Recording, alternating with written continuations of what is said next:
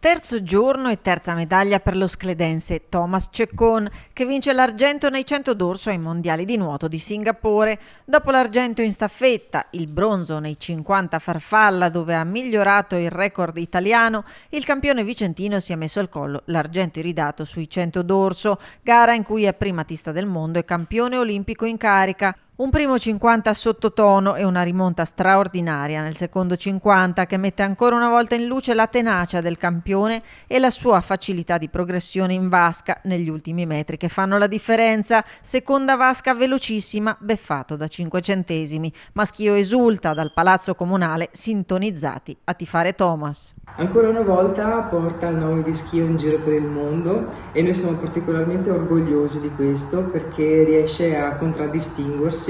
Anche oggi è riuscito a fare una grandissima rimonta e questo dimostra quanto la forza di volontà, l'allenamento, la disciplina porti a dei grandissimi risultati.